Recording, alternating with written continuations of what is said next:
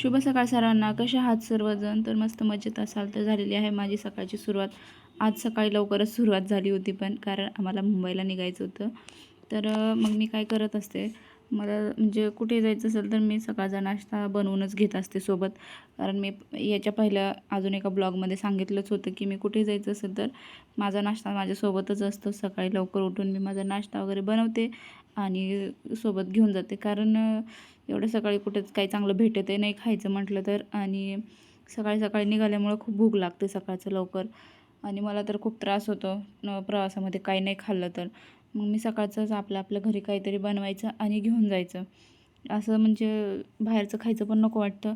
त्याच्यामुळं मी माझं सकाळी उठून लवकर बनवत असते आणि घेऊन जात असते. तर फ्रेश वगैरे झाले मी आणि ते नाश्ता वगैरे बनवला. आणि सकाळची लवकर ट्रेन होती ना, सकाळची 7 वाजताची ट्रेन होती. मग लवकर निघायचं होतं घरातून. एक एक एक एक करता ठेवता सकाळी उशीरच होत चालतो आणि सकाळचे कामं आवरतही नाही पटापट. तरी झालेलं होतं माझं इथे आवरून लवकर. 5 वाजताच उठले होते सकाळी लवकर. त्याच्यामुळे पटकन आवरून झालं आणि डबा वगैरे भरला मी. चहा बाकी होता. काही झालं तरी चालेल, पण चहा लागतो थोडा तरी. कुठे जायचं असो किंवा नसो, काही असो, पण सकाळी चहा लागतो म्हणजे लागतोच उठल्यावर. मग चहाला ठेवलं मी इथे. मग चहा करून घेतला आणि चहा झाल्यानंतर पटापट सगळं चहा वगैरे घेतला आणि सगळं किचन ओट्यावरती पसारा पडलेला होता. हे बनवलेलं नाश्ता बनवलेला. तर ते पसाराही आवरून घेतला, चहा घेतला आणि निघालो. तर बघा किती फ्रेश वाटते सकाळ सकाळी. इतकं छान वाटत होतं ना, गाडीवरतीच निघालो होतो. कारण आता तिथं गाडी लावायला पार्किंग नाही आहे, त्याच्यामुळे मग आम्ही सकाळी गाडीवरतीच निघालो. आणि बघा माझ्यासोबत काय झालं, नेमकं ट्रेनमध्ये चढताना माझी मोजडीच पडून गेली. इतकी छान मोजडी होती ना, खूप छान दिसत होती, मला खूप आवडत होती. तर बघा इतकं वाईट वाटत होतं ना, ती मोजडी पडली. खूपच वाईट वाटत होतं. ते काय झालं, थोडीशी मागच्या बाजूने ना थोडीशी अशी लूज बसत होती, एवढी टाईट बसत नव्हती. त्याच्यामुळे ते लगेच धक्का लागला आणि पडून गेली. 3-4 तासाचा प्रवास मुंबईमध्ये पोहोचून गेलो आणि खूप गरम होत होतं आणि खूपच गरम होतं तिथे. मग म्हटलं थोडासा उसाचा रस पिऊया. मग उसाचा रस वगैरे घेतला आणि थोड्या वेळ बसलो. मग तिथं उसाचा रस पिला, छान होता. मग आता परत आम्हाला पुढे अजून जायचं होतं. मग चप्पल घेतली. बिना चप्पलचं तर फिरू नाही शकत. मग घेतली तिथे. असं म्हणजे एवढी काही खास नाही आहे, पण घेतली आता. जाऊ द्या म्हटलं, काय घरी तर एवढे मोठे चप्पल आहेत, पण तिथे आता घ्यावी तर लागणारच.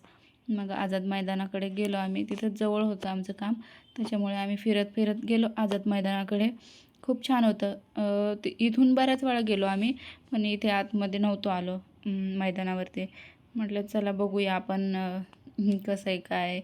तर खूप छान आहे आणि लहान लहान मुलं क्रिकेट वगैरे खेळत होते. खूप छान वाटत होतं. मग तिथे बसलो. मग सोबतचं बरंचसं घेऊन गेलो होतो आम्ही, काही काही होतं खाण्यासाठी, तर ते खाल्लं तिथे बसून. खूप छान वाटत होतं आणि अजून थोडी भूक लागली होती, त्याच्यामुळे जेवण वगैरे तर कुठे नाही केलं आम्ही. मग म्हटलं आता वडापाव खाऊ एखादा, फेमस मुंबईचा वडापाव. तर मग एक वडापाव खाल्ला. त्याच्यामध्ये होऊन गेलं माझं आणि खूप छान वाटलं. गरम तर खूप होत होतं, आता तिकडे खूपच गरम होतं मुंबईमध्ये. मग थोडेसे कपडे वगैरे बघितले. मुंबईमध्ये आलो आणि शॉपिंग नाही केली असं कुठे होणार आहे का. मग कपडे बघितले, थोडंसं फिरलो, बरंचसं काही काही काही काही बघत होतो, छान वाटत होतं. मग थोडीशी खरेदी केली. मुलींना कुर्तीज वगैरे घेतल्या, मला पण कुर्ती घेतली. छान होती तिथे, कॉटनच्या होत्या, आता जे नवीन निघाल्यात तशा. छान वाटल्या म्हणून घेतल्या. आणि हा गॉगल घेतला मला. आहेत भरपूर गॉगल आहेत, पण हा थोडासा वेगळा वाटला आणि छान दिसला म्हणून मग घेतला. तर चला, कसा वाटला माझा मुंबईचा ब्लॉग नक्कीच कमेंट करून सांगा. व्हिडिओ आवडला असेल तर व्हिडिओला लाईक, शेअर, सबस्क्राईब करायला विसरू नका.